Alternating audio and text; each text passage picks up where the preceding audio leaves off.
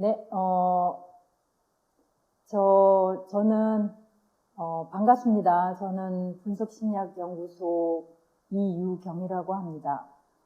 저는 융학파 정신분석가이고요. 제목은 이제 신화와 민담의 분석심리학적 해석, 이해 및 해석이겠죠. 그래서 이 신화와 민담에 대해서 이해시키고 분석심리학적으로 어떻게 보고 있다. 그 다음에 실제로 해석을 어떻게 하는지 해석 작업을 직접 보여드릴 거예요. 해석을 쭉 할 건데 근데 이 민담과 신화에서 차이가 있어요. 그리고 신화와 민담에 다 주목을 해야 되겠지만 민담에 더 주목해야 되는 이유가 또 있거든요. 그래서 같이 설명해 가면서 그리고 해석도 두 가지로 할 거예요. 웨디푸스 신화 다 아시잖아요. 근데 웨디푸스 신화에 대해서도 하시고 오히려 저기 민담 황금새는 그림 형제들이 모아놓은 그 독일의 그 민담 있죠? 그 중에 들어있는 거예요. 황금새라고. 그래서 그거를 아주 좀 자세하게 해석하고 그래서 오전에 좀 이론적인 걸 하고 좀 오전 끝에 좀 이렇게 해석을 시작해서 오후 내내 이제 해석과 더불어서 이렇게 해석을 해 나가다 보면은 신화와 민담의 어떤 가치나 의미들을 더 잘 아시게 될 거예요. 그리고 분석심리학적으로 이 상징 해석들을 어떻게 하는지 이런 것들이 그리고 이야기가 완전히 다르게 접근이 되실 거예요. 그래서 그런 것들을 오늘 목표로 하면서 수업을 진행하도록 하겠습니다. 자, 그러면 본격적으로 이제 수업을 진행하는데요. 선생님들한테 자료를 제가 이미 보내드렸는데 아마 읽기가 그렇게 쉽지 않으셨을 거예요. 그래서 오히려 수업을 들은 다음에 저는 항상 텍스트를 읽든지 자료를 읽으라고 말씀드려요. 그래서 미리 읽으면 오히려 저기 오해 소지도 많고 잘 안 읽혀요. 그래서 분석심리학 책들이 다 잘 읽히지 않아요. 그래서 좀 읽히면 읽다가 아니면 던져놔야 돼. 그러다가 또 나중에 읽어보면 웬일로 읽히지? 막 이렇게 항상 그렇거든요. 그래서 융텍스트도 그렇고 다 그래요. 그래서 전부 어디서 이제 우선 표를 이제 꺼내놓고 한번 이제 그림을 한번 보세요. 보면은 민담과 연관돼서 비슷하게 관련되어 있는 것들을 쭉 나열해 놨거든요. 선생님들이 이제 보시면은 거기에 물론 신화와 제일 먼저 연결되어 있고 거기에는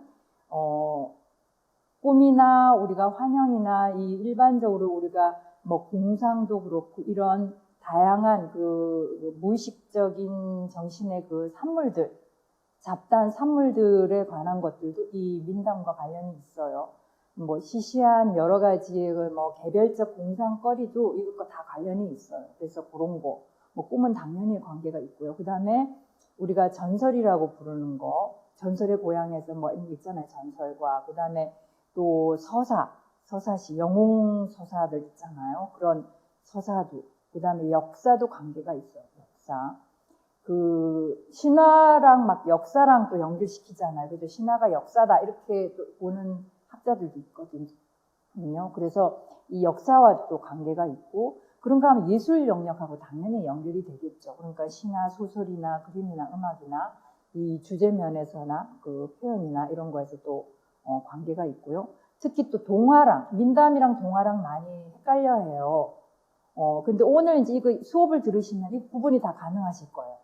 이 구분이 다 이루어져요. 하나하나. 그래서 신화랑 헷갈리지 않을 거고 동화랑 헷갈리지 않을 거예요.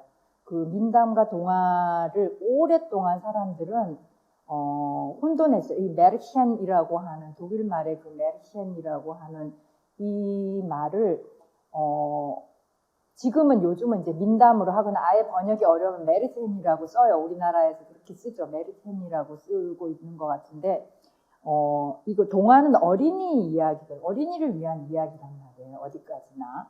그래서 이 동화, 어린이를 위해서 만들어 놓은 이 동화는 이 민담하고 차이가 있어요. 이번엔 그런 것도 이제 구분이 되실 거예요. 그런가 하면 종교와도 굉장히 깊이 연관되어 있어요. 종교 안에 보면 많은 이야기들이 들어있잖아요. 그래서 이런 것들도 다 서로 연관이 있어요. 그래서 이걸 하나로 제가 표로 딱 만들어서 어떤 것들이 다 연결되어 있나 서로 유사하면서도 다른 점, 또 같은 뿌리에서 나와요. 다 정신의 뿌리이기 때문에 공동의 정신의 뿌리, 집단 무의식에서 나온 것들이기 때문에 이렇게 그 같은 뿌리에서 나온 다양한 현상들을 지금 나열해 놓은 거예요. 그래서 이제 이 표를 이제 참고하시면서 수업을 들으시면 돼요. 그래서 일단 이제 신화보다는 민담을 먼저 이해를 시키려고 할 텐데, 물론 그 등장 순으로 보면은 민담도 뭐 상당히 민담이나 신화나 비슷한 하나의 뿌리에서 나왔으니까 그것도 이제 신화와 민담을 끊임없이 비교하면서 제가 하게 될 거예요. 그래서 그렇지만 민담을 좀 더 주목하는 이유는 그 대부분 융학파 정신분석가들이 민담에 더 주목을 해요. 신화에 주목 안 한다는 뜻이 아니에요. 신화나 민담에서는 공동의 주제들이 있어요. 공동의 주제가 있지만 가장 큰 차이는 신화는 같은 전부 다 이 선생님들 그 신화라는 말이 미스잖아요. 그죠? 미토스라고 그러는데 그 말 자체가 이야기라는 뜻이에요. 이야기라는 뜻이라고요. 그 이야기라는 말이에요. 그 자체가. 히라보로 이야기인데, 근데 이제 우리나라에서 왜 신화라고 이제 중국이나 이런 쪽에서는 영어를, 이렇게 자기네, 한자로 옮길 때 되게 신중하게 의미를 집어넣어서 옮기거든요. 그랬을 때 신화라고 하는 이유는, 거기에 보니까 주로 내용이 그 신에 관한 이야기들 하는 거예요. 그래서 신화라고 번역을 했고, 신에 관한 이야기로. 그런데 오늘날 이제 국문학자들이나 이런 쪽에서는 신화라고 하기보다 구비문학이라고 그래요. 아예 이제 국문학자들은 구비문학이라고 얘기를 하고 전승돼서, 그러니까 입으로 전해온 하나의 그 내용들을 그래서 구비문학이라고 부르고요. 그리고 이제 보통 신화를 어떻게 하면 신이한 이야기, 이렇게 신이한 이야기. 신의 이야기로 안 하고 신이한 이야기, 신기한 이야기가 신기한 내용들이 많이 들어있는 이야기. 이렇게 해서 신이한 이야기로 이해해요. 신화라는 내용들을. 그래서 그렇지만 이 신화라는 말도 어떤 특별한 의미가 있는 게 아니라 그 자체를 이야기라는 뜻이에요. 그러니까. 근데 이제 이야기인데 신화와 민담의 근본적인 차이가 뭐냐 하면은 신화는 일찍부터 문자로 정착이 되어 있어요. 가장 큰 차이는 민담은 언어로 정착되지 않고 계속 전달되는 거예요. 계속 입으로 전해지고 그래서 언제 정착이 되냐 하면 진짜 그림 형제들이 자기네 그 나라에 독일에 널리 퍼져 있는 이야기들을 직접 현장에서 채록한 거예요. 이제 그렇게 채록한 것들이 모아놓은 거죠. 그들이 지은 게 아니라. 그래서 그림 형제 동화 하면은 착각해. 그림 형제들이 지은 동화. 그러니까 그림 형제들, 그게 마치 안데르센 동화와 그림 형제 동화가 있는 것처럼 착각해요. 근데 안데르센 동화는 진짜 안데르센이라는 작가가 쓴 이야기이고, 그림 형제 동화는 널리 퍼져 있는, 독일에 널리 퍼져 있는 이야기를 자기네들이 채록한 거예요. 직접 가서 다 이야기를 듣고 다 기록해서, 그래서 한때 국문학자들이 그거 했거든요. 현장에 다 나가가지고 이야기를 다 채록해서, 그래서 각 나라마다 있어요. 그 이야기가 다 있어요. 그 각 나라마다. 그래서 구비문학 시리즈들이 쫙 있어요. 각 나라마다. 그래서 분류하거든요. 그래서 일찍이 유럽에서는 이렇게 그 이야기를 모으고, 그래서 주제별로 다 나누고, 그렇게 해서 그 주제별 심지어는 번호까지 매겨놨거든요.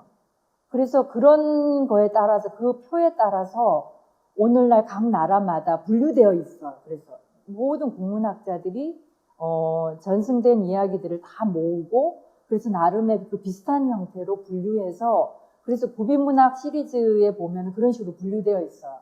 그러니까 그래서 그 지표에 따라서 이거는 어디에 속한다 이렇게 참고로 되어 있어. 그러니까 그런 식으로 된 거죠. 그러니까 이거는 정말 널리 퍼져서 겨우겨우 문자화된 걸 이제 이 그림 형제들이 19세기 말 그때거든요. 1800년대단 말이에요. 1800년대 후반. 그러니까 그때 이야기가 모아지고 비로소 문자로 정착된, 그래서 그런 내용들이기 때문에 처음부터 문자로 정착된 게 아니에요. 근데 웨디푸스 신화는 그리스 비극에서 이미 문자화되어 있어. 그래서 신화라고 그래요. 신화라고 그래. 그러니까 오이디푸스 신화라고 얘기하는 거는 이미 그게서 이미 소포클레스는 그 당시에 이야기를 스스로 만들어내는 게 아니라 세간에 있는 이야기를 주제로 해서 글을 썼단 말이에요. 하나의 극작품을 만들었단 말이에요. 비극을 탄생시켰는데 그때 이야기를 이미 이제 체록한 거죠. 체록해서 문자화하고 거기에 생명을 불어넣어서 극적 효과를 만들어서 극으로서 완성한 거거든요. 그렇게 이렇게 일찍부터 이 문자화되면은 그게 비극이 로마 그리스 그러니까 그리스 초기에 뭐 3, 4세기 막 이렇게 되면은요. 얼마나 오래전 이야기예요. 그러니까 이게 일찍부터 문자화되어 있기 때문에 어느 정도는 이야기가 변형이 되지 않고 그대로 전달된단 말이에요. 그래서 신화는 그런 내용들이 다 많아요. 나라마다 일찍부터 이야기가 이미 문서로, 그러니까 역사 안에서, 왜 우리 역사서 안에서 보면은 우리도 단군 신화가 어디 들어있어요? 삼국유사나 이런 쪽에 들어있죠. 그런 식으로 일찍이 문자로 이렇게 되면은 그런 것들은 신화가 되는 거예요. 신화로 되어 있고 뒤에 이제 더 설명하게 될 겁니다. 이제 신화적인 요소를 더 많이 하겠지만 그래서 이 신화랑 일단 민담의 큰 차이는 신화는 일찍부터 문자로 정착해서 한 민족에게 굉장히 큰 영향력을 갖는 하나의 그런 내용들이 되고 문서화된 하나의 내용이 되고 민담은 계속 민간으로 흘러가요. 그러면 오이디푸스 신화에 관한 민담도 있을 수 있는 거예요. 그러니까 왜냐하면은 그 텍스트를 떠나서 문서화되어 있는 텍스트를 떠나서 사람들이 계속 이야기를 저기 어머니랑 결혼했던 남자가 있대, 왕이 있대 이런 이야기들이 계속 흘러가면은 일종의 민담이 되는 겁니다. 민담으로 되는 하나의 그런 것들이 있는 거죠. 그래서 큰 차이는 일단 신화와 민담에서 또 더 구체적인 차이들을 차츰차츰 더 말씀드릴게요. 그래서 일단은 민담은 정말 이야기를 계속 끊임없이 전달하면서 이야기가 스스로 구조화해서 형성이 되는 거예요. 그래서 이제 어떤 식이 되냐면 주제가 있는데 그 주제에 살이 붙고 구조가 생기면서 결말이 생긴다고요.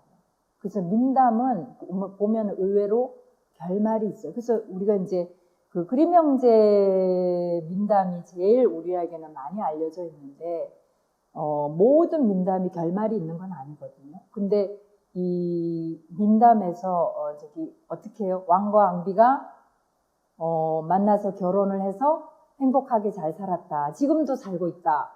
그렇게 이제 끝이 맺어지거든요. 그래서 해피엔딩.